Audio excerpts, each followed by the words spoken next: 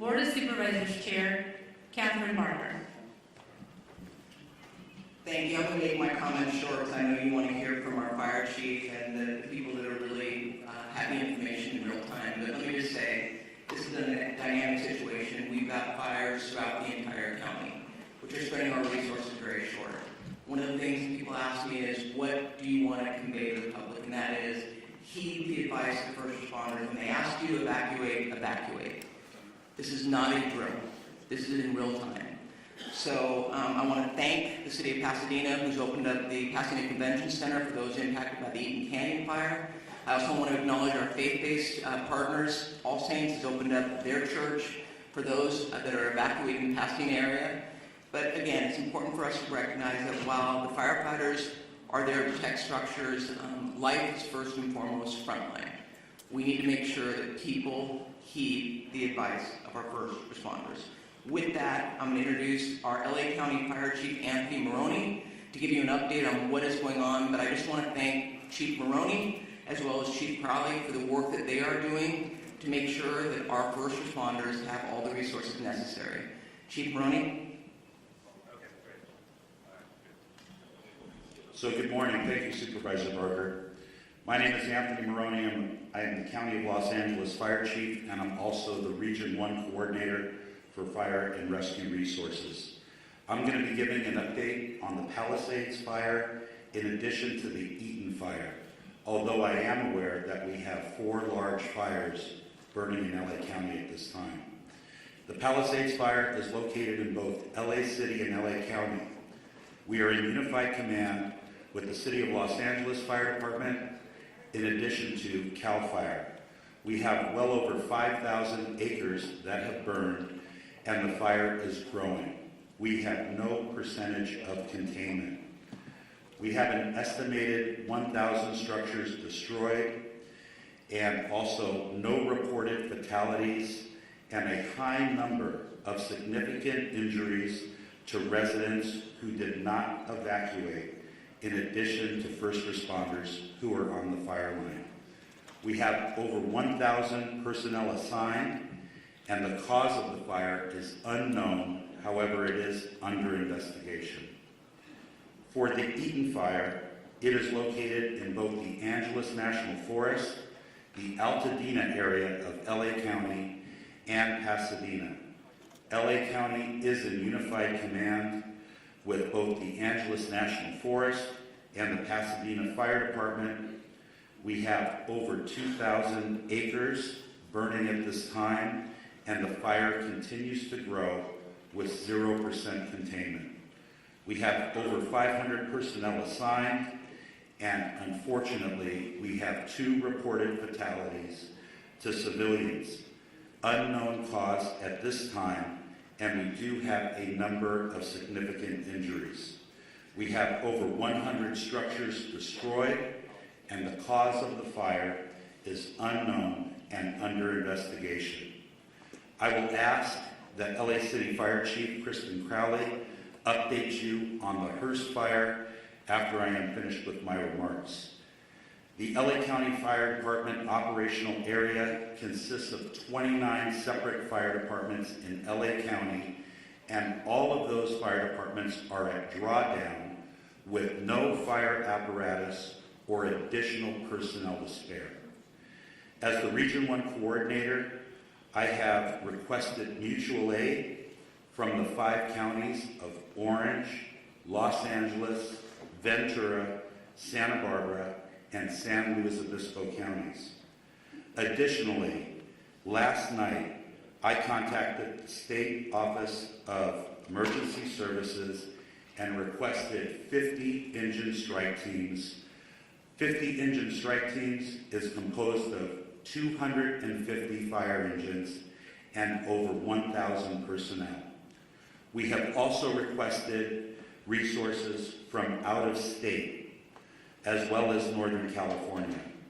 Thank you to the first responders from Nevada, Oregon, and Washington State that are already on the road coming to LA County to assist.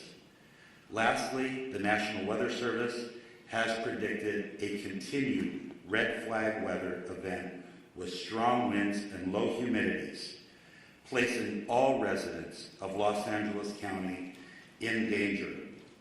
To all of our viewers, please prioritize your safety as well as the well-being of those around you as we come together to continue to get through this widespread disaster. Los Angeles County firefighters will remain on the front line until we reach full containment, and we ask that you keep all of Los Angeles County in your thoughts and prayers. I would now like to invite up Los Angeles City Fire Chief Kristen Crowley to give her briefing. Thank you.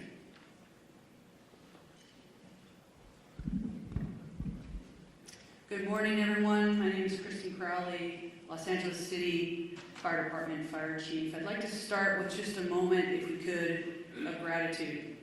A moment of gratitude for our first responders, our boots on the ground that are battling this intense and multiple jurisdiction and number of fires. So gratitude to those who are doing the work since yesterday through the night, and like Chief Maroney said, we're going to continue to work hard to ensure that we save people, lives, and property. With that, I'll be touching on a couple major points. With the Pacific Palisades fire, we know that it continues to demand a significant amount of resources and attention. A second major brush fire, now referred to as the Hearst Fire, has erupted in the Sylmar area of Los Angeles. Now together these fires are stretching the capacity of emergency services to their maximum limits. The Los Angeles City Fire Department is battling these two major fires while also maintaining, I want to focus on this as well, 911 services for the city's approximate 4 million residents. Now, despite the severity of the conditions, our department remains fully committed to safeguarding lives and property.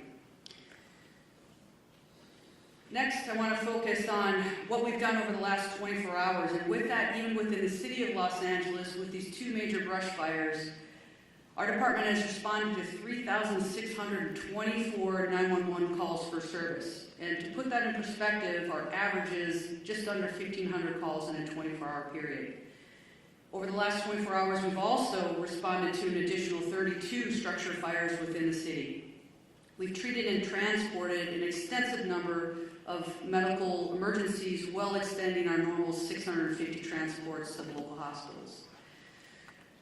When it comes to the Pacific Palisades fire, as Chief Maroney had said, this is over 3,000 acres at this point and continues to grow.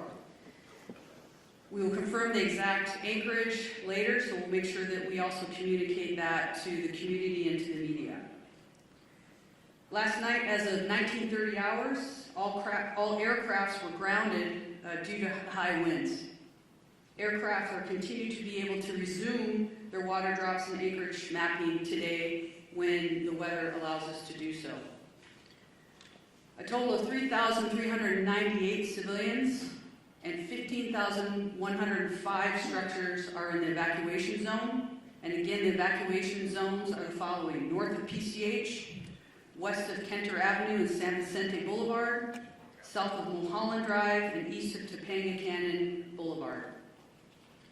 There are multiple evacuation centers, which are supported by the American Red Cross.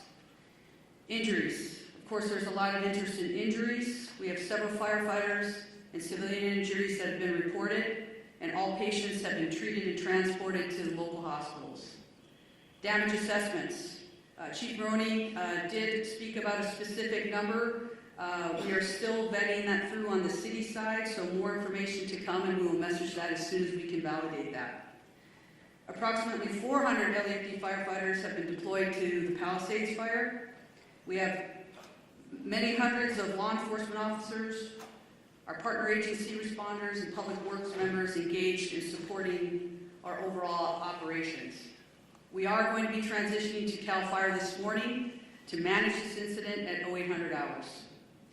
Next, I'd like to talk briefly about our Hearst fire, which is located in Sylmar. Last night at approximately 10:10 p.m., the fire erupted in the Sylmar area of Los Angeles, adjacent to the Los Angeles National Forest. The fire has rapidly expanded to over 500 acres, prompting the emergency evacuation of more than 3,000 residents. This fire is burning within the footprint of the historic Saddle Ridge fire. Now, despite the extreme winds and significant risks, and that's what we're going to be talking about from today and probably throughout the next few days, there's always that significant risk of life and property, and we'll continue to focus on saving lives and protecting property. The exact anchorage at this point will be confirmed later, and we'll make sure that we communicate that to you as well. Lastly, we want to make sure that everybody understands we are absolutely not out of danger yet.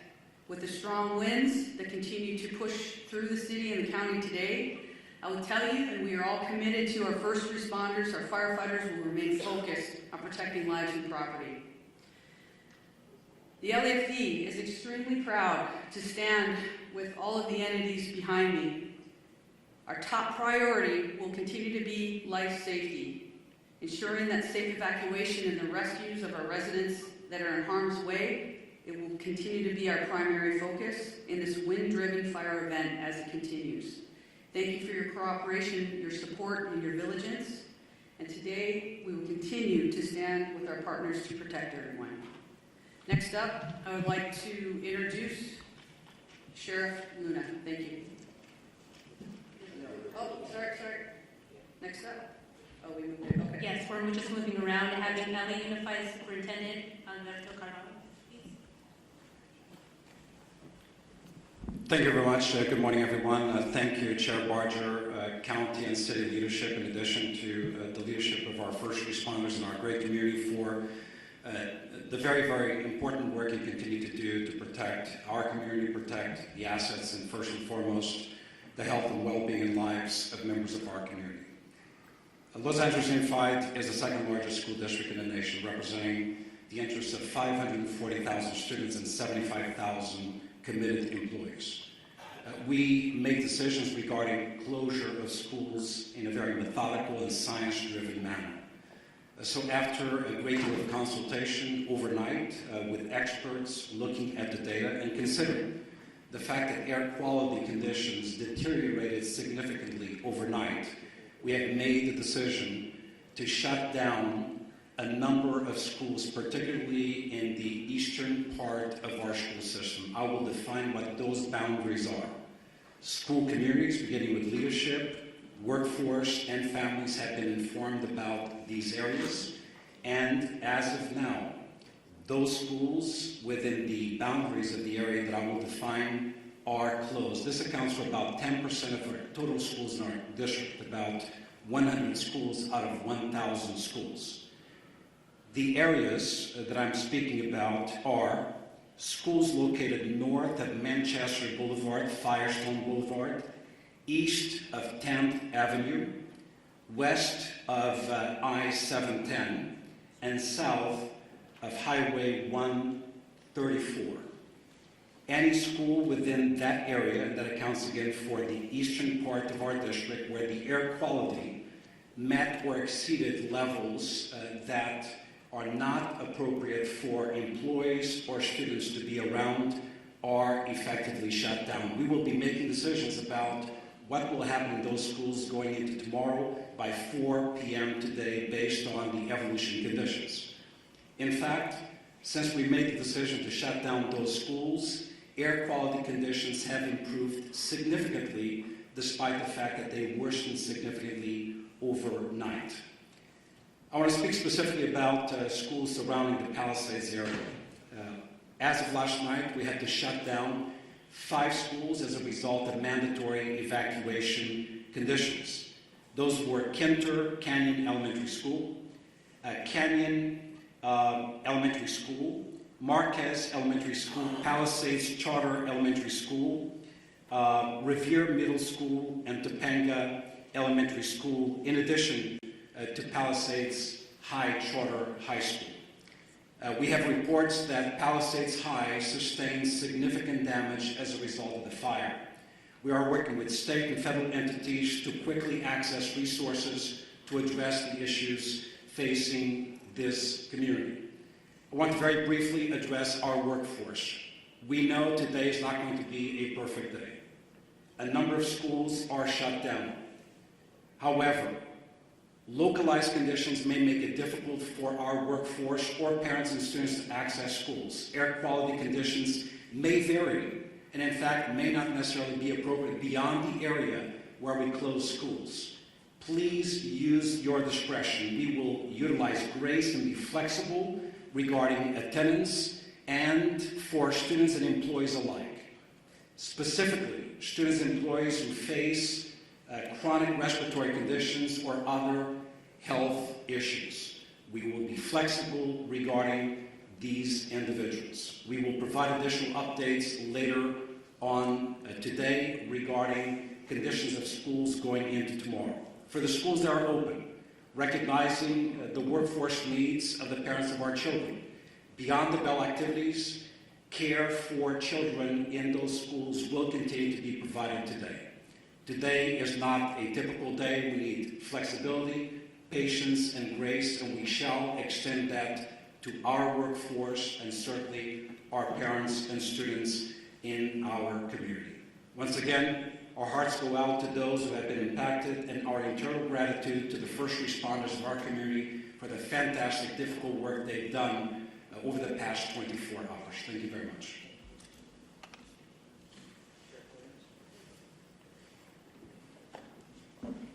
Morning.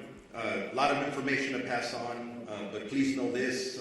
This is a very difficult and challenging situation, but we're surrounded here by people who really care, and we're going to get through this together. That means with all of you as partners in our community. Our top priority continues to be the safety and well-being of our impacted residents, first responders, and all of the individuals involved.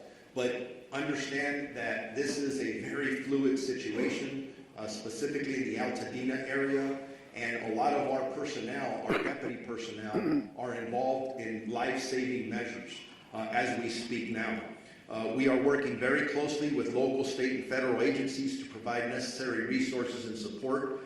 We have been in constant communication with both our fire and law enforcement partners across LA County and beyond to ensure that all available resources that are needed are being deployed strategically and effectively, but we are prioritizing life over everything else. There are over several hundred sheriff department personnel working around the clock to evacuate residents in danger, assist with road closures, and respond to multiple missions that are given to us, and they do change periodically depending on that life mission.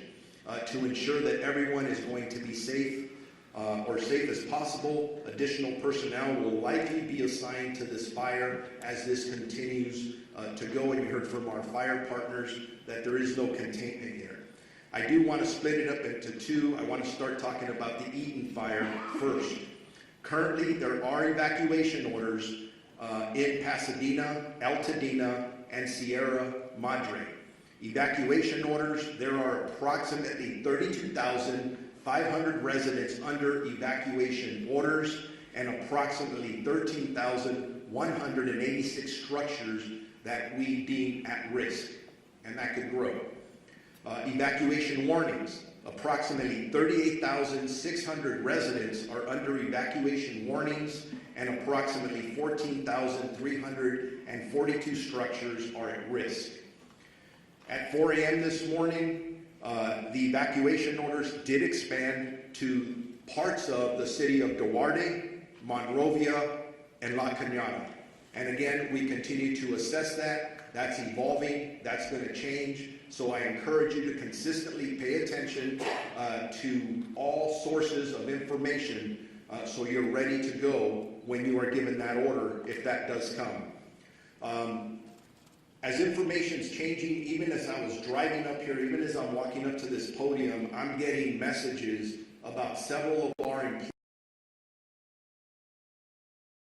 who have lost their homes in the last several hours. I don't know how many, because we are still gathering that information, but like we all live here in Los Angeles County, so we are impacted, so we're going to make sure that within our department we're wrapping our arms around our employees just like we do with community members. Again, as I was coming up here, I did find out that we did have 2 fatalities in this area. I don't have any specifics. There is a lot of damage out there. We're still in the process of doing these assessments, trying to still save lives. So this information is going to change. The Altadena Sheriff's Station itself was evacuated, and it was at least limited on fire. There was some fire at the Altadena Station, but we did have to clear out all of our employees out of there. I'm hearing some miraculous stories, and they're just barely coming in, of our deputies who were trying to evacuate the Altadena Station, and then residents were running up from different locations around there, asking them for assistance in getting them out of their structures. And from what I understand, they were barely able to get people out before these structures started burning. There's just heroic stories of what our deputies are doing out there from last night and this morning.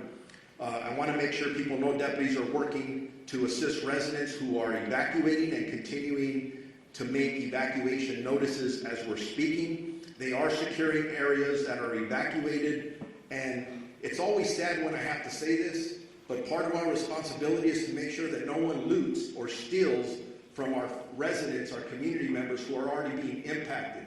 And I'm sad to report we made 2 arrests this morning for looting already. So if you are thinking about coming into any of these areas to steal from our residents, I'm going to tell you something. You're going to be caught, you're going to be arrested, and you're going to be prosecuted. Don't do that. Stay out of these areas. It's only for emergency workers and people who live there. We are, at this point, unable to clearly determine the extent of damage at this point because the conditions are rapidly evolving and the destruction needs to be assessed as the daylight hours have come forward. I do know that I've lost at least 1 sheriff's black and white to a fire. Thank God that the deputy is okay. But deputies continue to be on patrol throughout the road closure areas to ensure evacuation areas remain closed to the public. All schools in the Pasadena Unified School District are closed. There is a road closure at Altadena Drive from Allen to New York Drive. For those in need of shelter, please head to the Pasadena Convention Center, located at 300 East Green Street in the city of Pasadena. And we're working with them in Unified Command and in partnership as well. For animals, there are established shelters at Large Animal Shelter Rose Bowl Stadium at 1001 Rose Bowl Drive in Pasadena. Small Animal Shelter, Pasadena Humane Society at 361 South Raymond Avenue in Pasadena. I'm going to switch gears now to the Palisades fire that we've been heavily involved in with our partners, again with LAPD and LA City Fire and everyone else that's up there working. As of this morning, the fire was still burning in that area. That's impacting our residents. Evacuations are in effect, continuously in effect, for the city of Calabasas, the city of Malibu, Los Angeles City, Pacific Palisades, and unincorporated area of Los Angeles County and Topanga Canyon. Evacuation orders are approximately 37,000 residents under evacuation orders and approximately 15,000 structures at risk. Again, that's specifically for the Palisades fire. Evacuation warnings, approximately 20,000 residents are under evacuation warnings, and approximately 6,500 structures are at risk. There have been minor injuries, and our partners at the fire department have talked about those, and several, unfortunately, structures that have been lost, and we're still assessing those. Bear with me, I'm almost there. There's a lot of information, very important information. There are several road closures which can change rapidly. The 10 freeway at Lincoln Boulevard, southbound PCH at Las Flores Canyon, southbound PCH at Topanga Canyon, Coastline Drive at southbound PCH, westbound PCH to Entrada to eastbound closed from PCH and Malibu Canyon. We have established shelters up for that fire in the following locations: Westwood Recreation Center, which is at 1350 South Sepulveda Boulevard in Los Angeles; Pasadena Convention Center, which I already mentioned, you can go there; 300 East Green Street in the city of Pasadena; and El Camino Real Charter High School, 5440 Valley Circle Boulevard in Woodland Hills. animal shelters, large animals, LA Equestrian Center at 480 West Riverside in Burbank, large animal shelter Pierce College, 6201 Winnetka Avenue in Woodland Hills, large animal shelter Rose Bowl Stadium in Pasadena, small animal shelter Agora Animal Center, and small animal shelter Pasadena Humane Society as well. We got to take care of our pets. As I wrap up, a reminder, and you've heard it from several of us, you need to be prepared. If you are in a warning area, make sure you have your essentials, your important paperwork, your medications, things that you can take, your phone charger to survive for at least a week. But if you are told to evacuate and given an order, there is nothing worth your life. Please listen to the police and fire officials that are out there and be prepared to evacuate. If you have more questions or there's about evacuations, evacuation centers, or road closures, go to lacounty.gov/emergency or our Sheriff's Department social media. Now it's my honor to introduce my partner, the Chief of the Los Angeles Police Department, Jim McDonald. Thank you very much. And as you look at the group assembled behind me this morning, each of those and everybody we represent who's out in the field all have families. Many are impacted directly by the fire, but they leave those families to come and try and be able to help everybody else who's out there. So I owe a debt of gratitude to everybody who is putting it all on the line for everyone else. This is a tragic time in our history here in Los Angeles, but a time where we're really tested and see who we really are. And it's critical that at these times we be patient, that we come together, that we focus on saving lives, and to be able to do the very best job we can, so when we look back on this, we know that we did what we could for others. I look at the people who were out there on the line last night. The winds were like something that I had never seen before. Firefighters, police officers, deputies, they're out there sheltering in their vehicles, their trucks and their cars, so that they don't end up getting burned from the fire that was being driven by 75-plus-mile-an-hour winds. They were there until they could get out of the car and go back to doing their work. As you can imagine, a very difficult circumstance to deal with. These are, as I mentioned, unprecedented conditions, but also unpredictable. As the fire continues to spread and pop up in different locations, none of us know where the next one is going to be. So I would ask you to be vigilant, to look at your neighborhood, to talk to your neighbors, to have everybody on board, so that if they see something start up, that we get on it very quickly. We get fire resources out there as soon as we possibly can, because with these winds, once it starts small, it'll be very big very quickly. And so I would ask for everybody's help, cooperation, and vigilance in that role. As you've heard before about evacuation, that makes the difference between living and not. And so I would ask you to take these warnings, these orders to evacuate very seriously. As you've heard over and again, be ready to go, pack what you need up, but then please comply with these orders. Then we don't give them, put them out lightly. When we believe that you're in the path of the fire, we're going to order that evacuation, and we really, really need your compliance on that, because if we have to send people in to try and make rescues, those people are putting their lives on the line directly for something that could have been avoidable. Sheriff Luna mentioned looting. That's something that we also have to watch out for. That is incredible that we even have to talk about that during these tragic times. But we are going to take that also extremely seriously, and we will follow up with that in the strongest way possible. As far as traffic goes, that's something that we're used to dealing with here. This will be an extra test of gridlock in many places due to people not having access to their normal routes. I would say that if you have an ability to be able to stay out of the west side today, to commute or to work from home, as long as your employers are good with that, to take advantage of that. The air is very tough today, for particularly those who are challenged medically. If you can stay home and work from there, I would recommend that. We will continue to support our partners and the fire service and our other law enforcement partners. But to all in the public who are watching this, sincere thank you to all of you for your cooperation and your patience as we all get through this together. Thank you.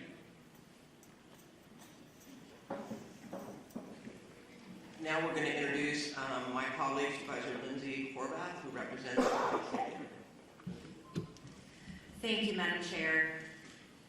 This morning, we woke up to a dark cloud over all of Los Angeles. But it is darkest for those who are most intimately impacted by these fires. It has been an immensely painful 24 hours for communities I represent. The Palisades, the Hearst, and Woodley fires are all in the 3rd District.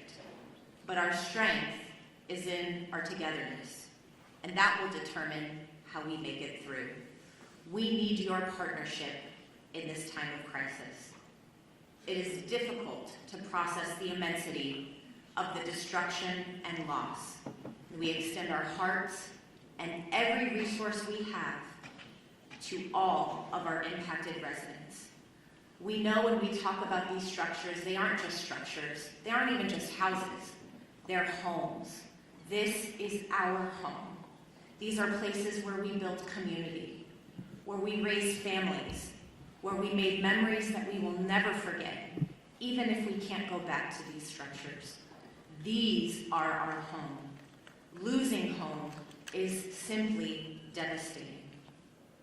And I know that we are all here to support you and stand with you in this time of need. Aggressive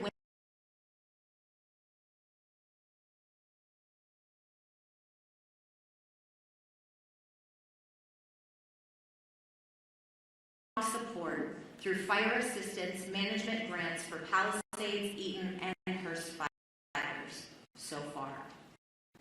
The talent and tenacity of our first responders is nothing short of extraordinary. And I've said it before, these people on the front lines are doing this because this is their calling.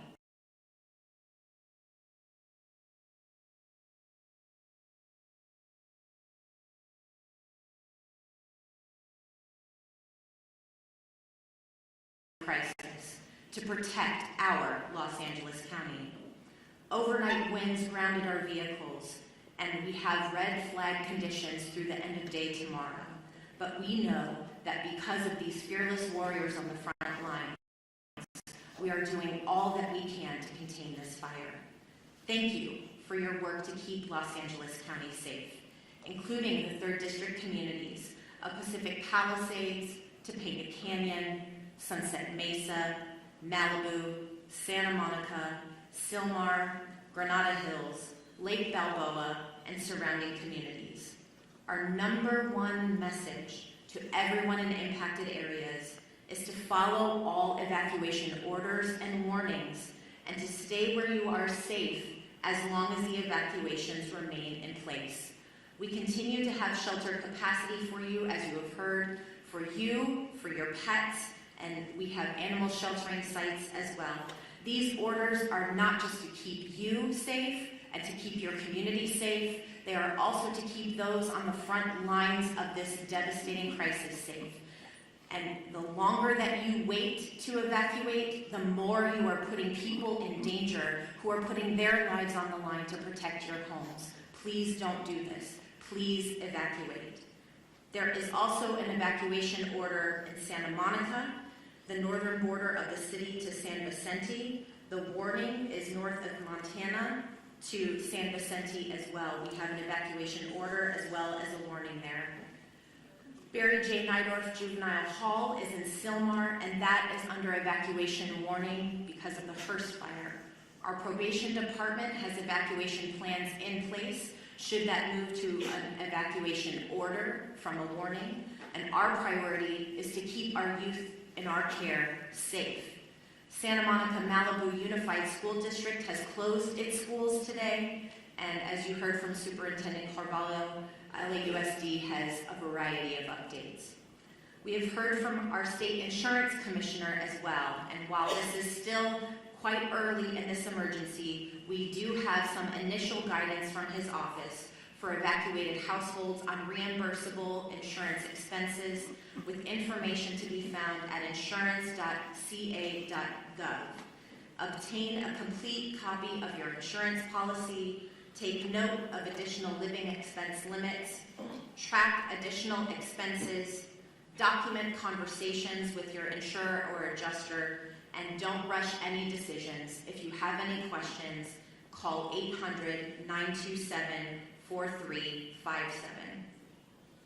Please continue to check emergency.lacounty.gov for the latest information, and I know we will see brighter skies by working together. Los Angeles County will continue to be unrelenting in our response, and I know we have only the finest on the front lines fighting this fire. It's our duty to see them succeed. Thank you. All right, now we are going to hear from LA City Council President and Mayor Pro Tem, Marquise Harris Johnson. Thank you so much. Good morning, everybody.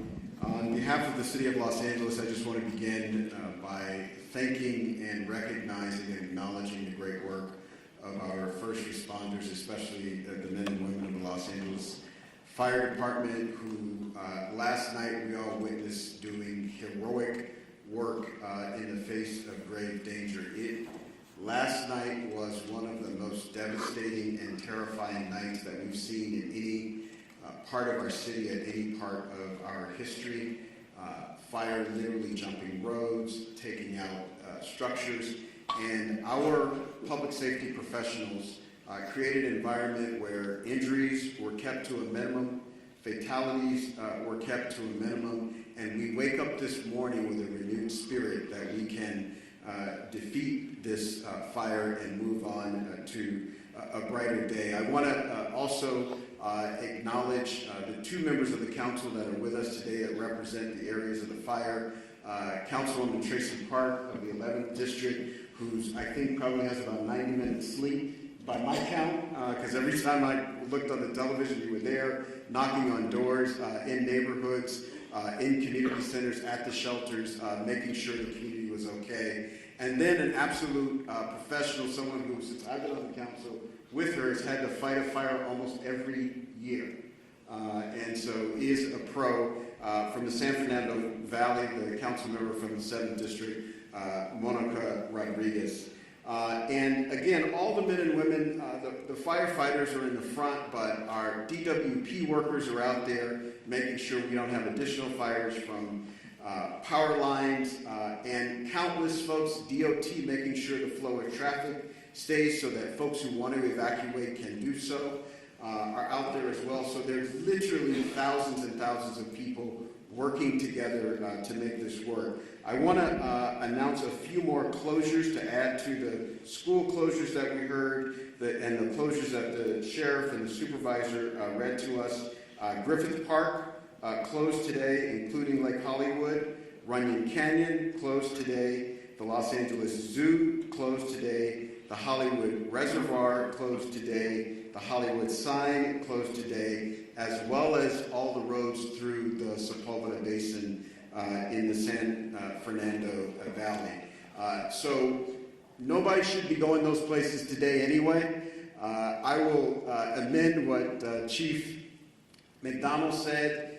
Not only if you're on the west side or in the valley, anywhere in this city, if you can stay off the roads, please do so. I live in South LA, a long way away from the fires. Visibility is less than 1 block because of the smoke. So if there is not a good reason for you to be on the roads, we ask that you leave the roads open as possibly as you can to the public safety professionals that have to do their work and will lead us out of the crisis that we face here in the city of Los Angeles and the county of Los Angeles today. Also, lastly, just grateful for the work of the President of the United States, kicked in for us late last night, who happens to be in Southern California. The governor was with us in the Pacific Palisades last night and has helped out. And a range of municipalities around the county and outside the county have come in to help where they can. We're extremely, extremely grateful for their help in this time of crisis for our city and our county. And with that, I will ask the Director of the Office of Emergency Management for Los Angeles County, Kevin McGowan, to come to the mic. Thank you for the introduction. I'm Kevin McGowan. I'm the Director with LA County's Office of Emergency Management. As my partners up here have said before, we're facing a historic natural disaster, and I think that can't be stated strong enough. This is not a normal red flag. We've been in partnership with the National Weather Service for days prior to the arrival of this severe windstorm. There's been amazing communication by the National Weather Service, and they should be acknowledged for all of the communication that was put out days in advance. What's critical about that is it partnered all of our public safety and emergency organizations throughout the county to begin preparations for this. And a lot of the successes we saw over the last 18 to 20 hours is a direct result of painstaking preparations that have gone into place for the last 48 to 72 hours. We still have a long road ahead of us. Our county is known with wildfires. We just finished working on the Franklin fire. We've had the bridge fire, the post fire. This has been a very destructive fire season. This is just going to add to it. Our eyes are on mitigating the impacts from this emergency, working with our community partners, and then charting a course for what will be a long recovery effort. With that, I would like to introduce our Department of Public Works for LA County Director, Mark Pichelle. Good morning. Thank you, Kevin. My name is Mark Pichelle. I'm the Director of Public Works for Los Angeles County, the largest public works department in the United States. We're coordinating across the area with all our partner agencies, including, of course, primarily the City of Los Angeles, in addressing this event today. I'm going to talk a little bit about what our focus is in terms of infrastructure, and then I'll move on. Before I do that, though, I do want to acknowledge all of the residents that have either lost a home or who are being evacuated. I do personally understand what that is about and understand what kind of fear that can put into you. One thing I would recommend to you before you leave that home, if you want something to do, is to close that home up tight, close any openings, completely tight to the home, and make sure that access is open to the fire department in the event that they want to come on and do work on your property. That's one thing I've learned through the years is important. So right now, LA County Public Works is focused on water supply, the road safety and transportation system, and preparing our flood control system for the inevitable post-event, which may be flows of debris and mud. With respect to water resources, there's been quite a bit of talk in the media about the water system that we're using for suppression. So let me make the following statement. There have been quite a bit of comments over social media about the local water supply and its impact on firefighting efforts. There is collaboration across this region. Over 200 water retailers serve the region.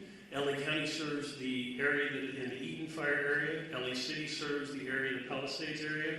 We also serve the Palisades area in the north area, unincorporated area, water supply through the hydrant system. The municipal water systems that service our homes and businesses continue to work effectively. However, they are not designed to fight wildfires. A firefight with multiple fire hydrants drawing water from the system for several hours is unsustainable. This is a known fact. That's why air support is so critical to the firefight, and unfortunately, wind and air visibility have prevented that support. County and city water reservoirs, open reservoirs, are available and on standby once that support becomes available. We will be having fixed wing as well as helicopter draw of water from our system. We also need customers to understand that it is really quite futile to attempt to fight fire with your hose at your house. That's not something I would recommend you do, but in fact I would ask that you turn off your water and turn off your gas, both things before you leave the residence, so that we can continue to have that water supply for the hydrant system. The transportation system is operating with many, many closures. Those closures are meant for evacuation as well as fire suppression efforts. So we're asking residents not to abandon vehicles in the streets, to not park vehicles in streets, but to leave those vehicles on your property.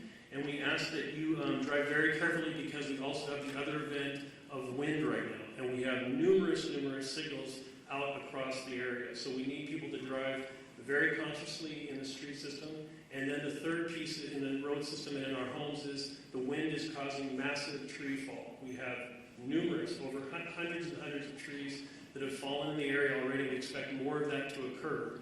This is a safety hazard for you and your children. So we're asking that you Avoid walking outside, avoid being under trees, avoid parking cars under trees, all the things that you can imagine that a tree can do. A tree can be just as devastating to a home and to your personal self as a fire. So please be aware that the wind event is going to continue and the infrastructure is in place to do with that. We are currently preparing to remove that. We are removing trees as they fall where it's safe to do so.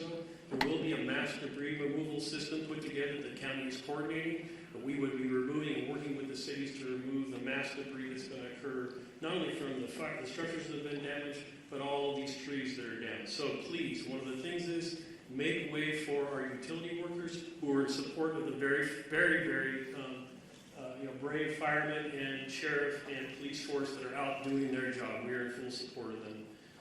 So lastly, on the flood control system, this is just a quick note that yes, in fact, we will have a lot of debris. The flood control system has been impacted, that covers the entire region by the fire. In fact, many of our facilities have been burned. One in Eaton Yard, where there is a debris dam there, and its facilities are currently threatened. We are looking at that and going to raise up those systems. As we enter into post-fire, our department will be available to do a review of your individual properties to make sure that you're safe from debris flow as another event that may occur in LA County. With that, I'm happy to turn over the microphone to my partner from the Department of Water and Power, the General Manager, Janice Quiñones. Thank you, Mark. I am Janice Quiñones, CEO and Chief Engineer for LADWP. I want to start by thanking everybody on this response. I've been in emergency management my whole career, and the collaboration I've seen in this response has been incredible. Especially our first responders, our crews. I want to thank our crews that have been working on high winds, trying to restore power as fast as possible. And also county, city council, mayor's office. The mayor has been in contact with me all the time. And also other utilities in California have been proactively reaching out to us to help us with the restoration. So we're in the process of contacting them to ask for more support. I want to continue the thought process that Mark had about water supply in Palisades. We had a tremendous demand on our system in the Palisades. We pushed the system to the extreme. 4 times the normal demand was seen for 15 hours straight, which lowered our water pressure. We were pushing 75 CFS on our trunk line to try to keep water pressures on the system. If there's a message to take away from me today, is I need our customers to really conserve water, not just in the Palisade area, but the whole system, because the fire department needs the water to fight the fires, and we're fighting a wildfire with urban water systems, and that is really challenging. What happened in Palisades? We have 3 large water tanks, about 1 million gallons each. We ran out of water in the first tank about 4:45 p.m. yesterday. We ran out of water in the second tank about 8:30 p.m. and the third tank about 3 a.m. this morning. Those tanks help with the pressure on the fire hydrants in the hills of Palisades. And because we were pushing so much water in our trunk line, and so much water was being used before it can get to the tanks, we were not able to fill the tanks fast enough. So the consumption of water was faster than we can provide water in our trunk line. So I want to make sure that you understand there's water on the trunk line. It just cannot get up the hill because we cannot fill the tanks fast enough. And we cannot lower the amount of water that we provide to the fire department in order to supply the tanks because we're balancing firefighting with water. So we have our operations people on the water side at the command post with the fire department, helping them with tactics to ensure that we can provide as much water as we can find to our first responders. What are we doing now? We're sending about 20 water tanks for our construction crews full of water to support the fire department. We identified other areas in our system where our tankers can refill. It takes about 30 minutes to refill about 4,000 gallons of water, and we're constantly moving that water to the fire department to get them as much water as we can. I would also ask for the people on zip code 90272, because we're pushing the water system so hard, our water quality is decreasing. So we're going to be issuing a boil water notice this morning, and that will extend for about 48 hours. The water quality is low. We have a lot of ash in the system. And so please, if you're going to be drinking water, you need to boil the water. Those boil waters will continue to increase as the system starts restoring. We're also managing a power outage restoration. Our water emergency has been the number one primary issue, but the power issues are continuing to increase. The winds picked up at around 11 p.m. last night, and that's when we saw the majority of our outages coming in.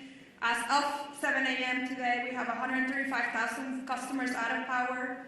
We have restored about 78,000 customers since the start of the outage.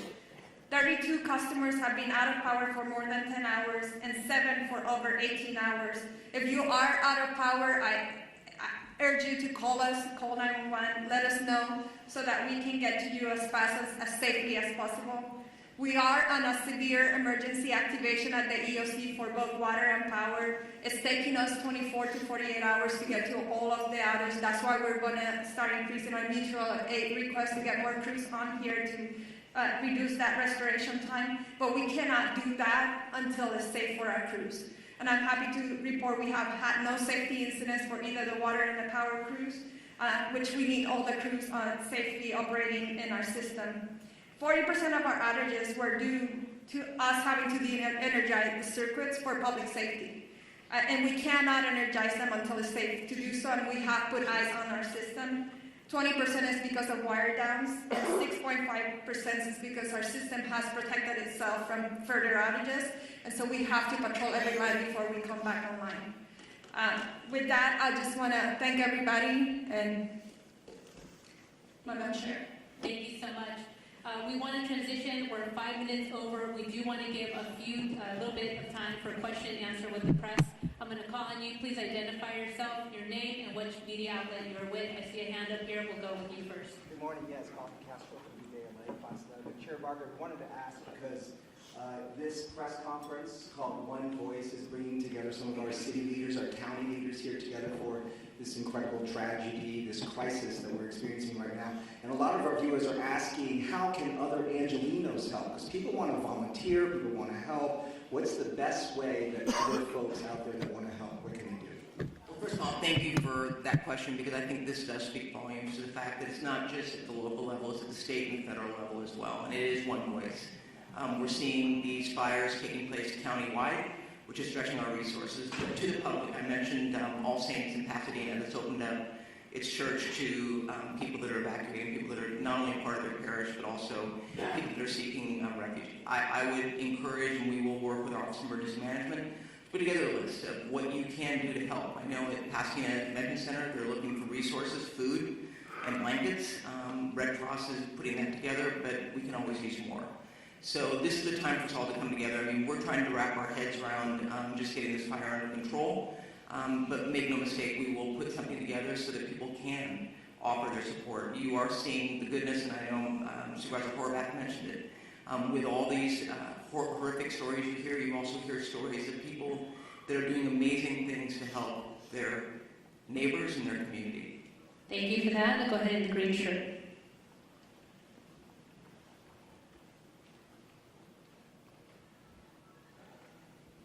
Yeah, the DWP was talking about the problems with the water supply, and I was wondering if either the DWP or the fire department has any kind of numbers to talk about, like what is the number of hydrants that could not get water because of these pressure issues, what percentage of the system in Pacific Palisades wasn't getting service at that point, and given the type of things you're describing this morning, do you think there needs to be an overhaul of the system, given these increasing number of urban fires, and also when does the mayor return? And name and media outlet, please. David Zanizer with the Los Angeles Times. So, Chief, please correct me if I'm wrong, but we were trying to keep water at all altitudes on the Palisades, and I think about 3 in the morning, that's when the hydrants went dry above the Brentwood area. We are able to push water on that trunk line on the east side of that, and we have some water on higher elevations, 16 to 18,000. But at 3,000, at 3 a.m., all of the fire hydrants went dry in the Palisades. To your question on climate resiliency and how do we need to update the system, I would say that that is true. We were talking with the county supervisor and Mark on how are we going to change the way we operate our water systems for events like this. This is an unprecedented event. I think the 2011 winds was significant from a power outage perspective, but the fires have really increased the response complexity of this. We had crews trying to mitigate this, and we had to evacuate. We worked with fire department to try to get back in and try to fill the tanks again. It wasn't safe to do so. So you're managing the fires, you're managing the power outage, and you're managing the water needs because there was an urban wildfire firefighting. So yes, we have to look at our system from a climate resiliency as a region. And it's going to be more than just EWP. It's all the water agencies here, including the county.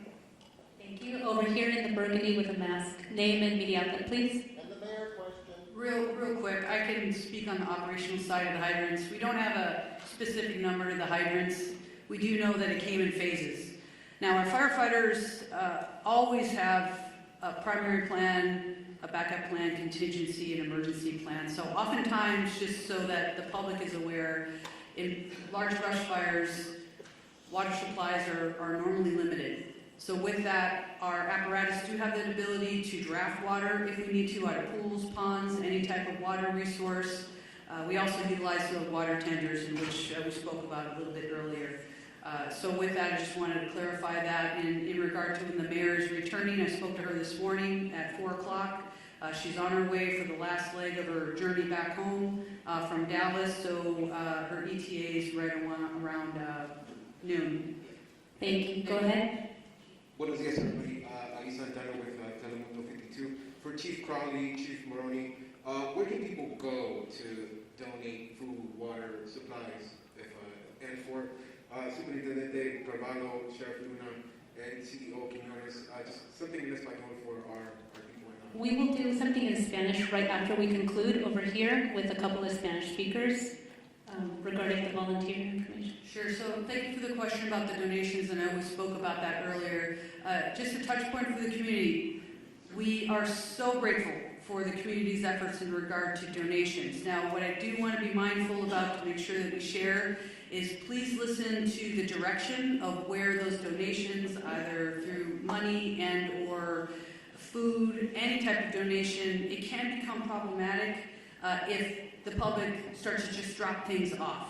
So we are putting together a strong plan from our Emergency Operations Center. We're at the highest level at this point. We're coordinating with the county as well. So stand by for more information. We want to be very purposeful and strategic in how we're going to collect those donations, and they are welcomed. Right over here with the glasses and the gray, right behind you. Over here with the hand up. Scott Snowden, Santa Monica Daily Press. Question for Ms. Horvath. Are there any forecasts or predictions at this point for the economic impact of this? There are no early numbers of the economic impact, but we are already exploring how we can do, for example, a business interruption fund, as we have done in other states of emergency. We know that there are many businesses that have also been impacted in addition to the people who are experiencing difficulty in their homes. So we are looking at what resources the county has available to support on all fronts. But thank you for the question. Lastly, do you think this will affect insurance companies and their approach to house owners going forward?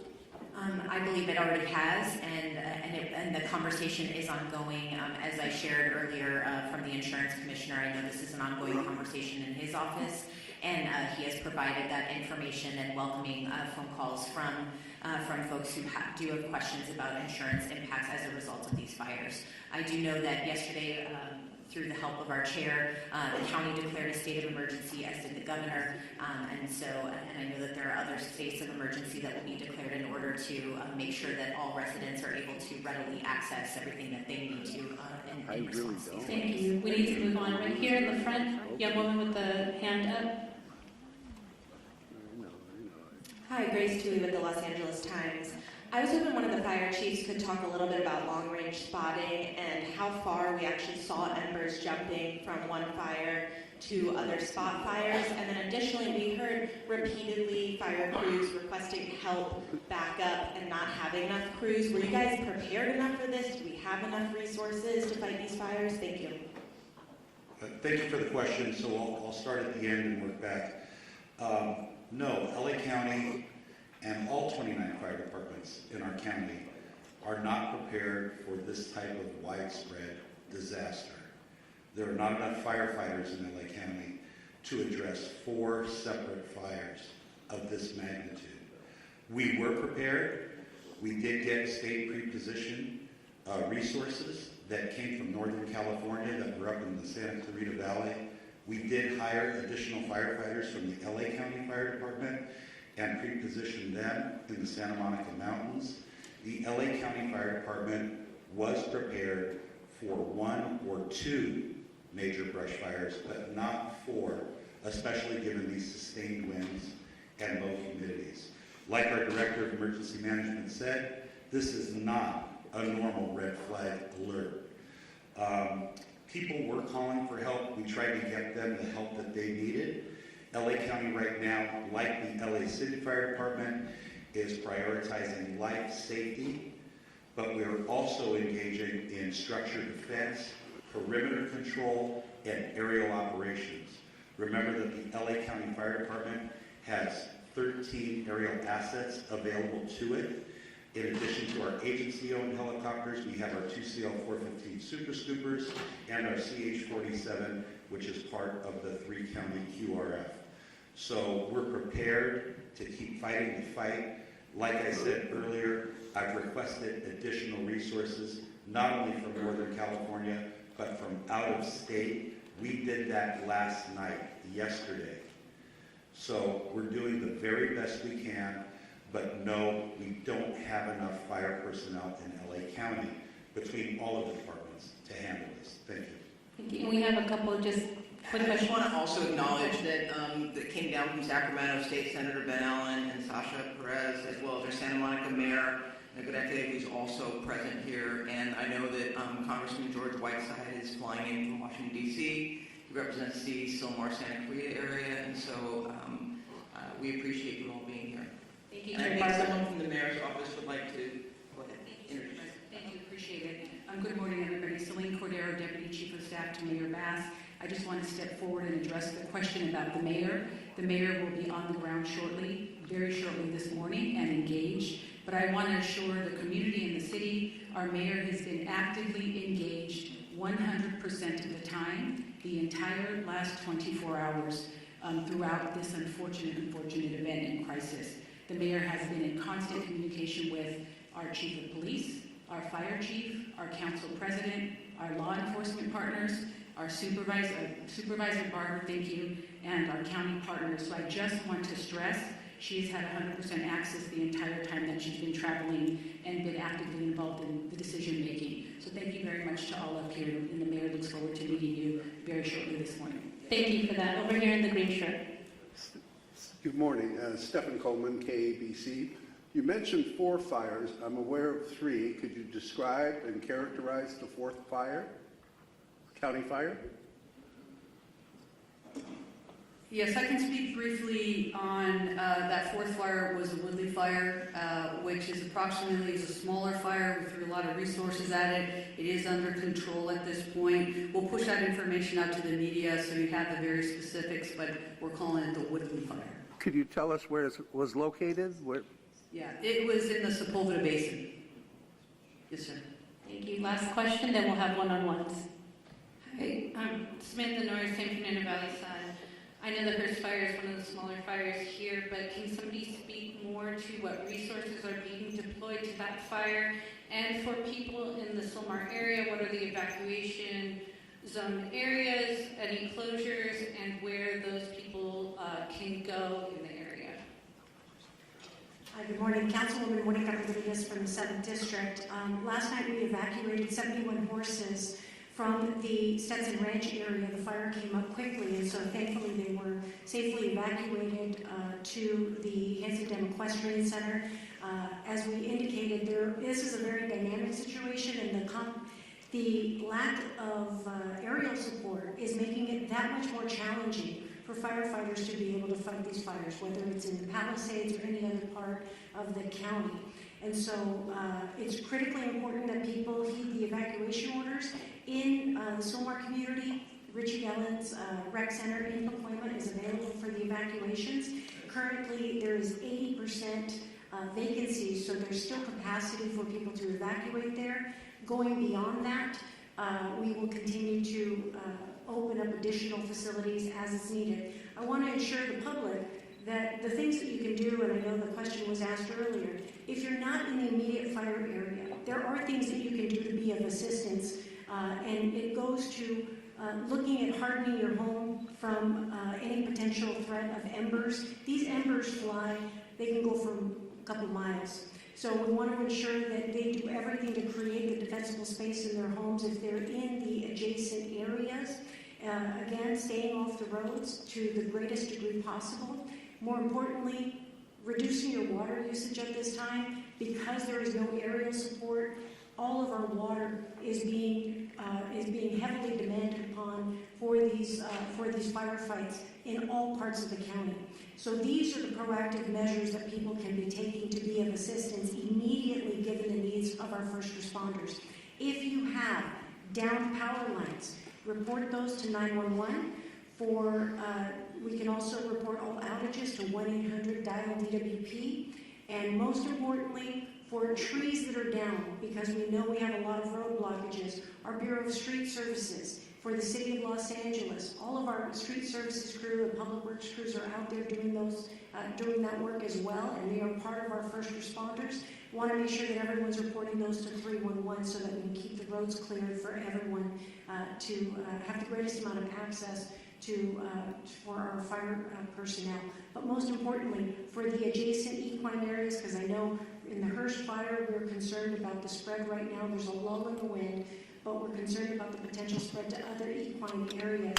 We want to make sure that we launched our early evacuation for horse-keeping areas in the northeast San Fernando Valley, and I want to continue to urge the public in these adjacent areas to please be prepared with your bags, with your important documents, to be ready to be prepared to potentially heed the call for evacuation. Thank you. Thank you very much. We're over time. We're going to... Just one clarity as well, so you have some of the statistics. It started at 1010 last night. The latest acreage we have is 500 acres. We're working closely with our partners, which are the Los Angeles National Forest. We have a rep over here behind us, so we can do some one-on-ones if you want more specific, but we are unified with them. Also, the good news is, through the heroic efforts of our crews working through the night last night, our overall objective was to keep that fire so it did not overpass the 5, did not cross the 5 at this point. We're able to hold it to that point. But again, the winds are back up. We're working really, really hard there to make sure we maintain that. And we continue to work really, really hard with our partners. I don't have too much more to add, but I will share that the Los Angeles City Fire and the Angeles National Forest went into unified command immediately when that fire started. And that fire started in an area where well exercised, known as the mutual threat zone.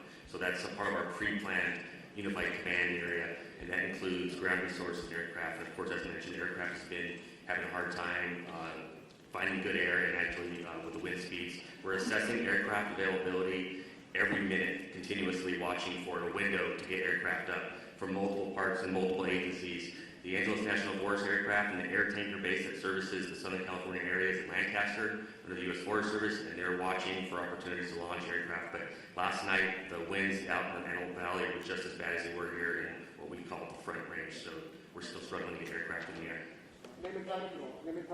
Yes, sir. Robert Garcia, Fire Chief for the Angeles National Forest.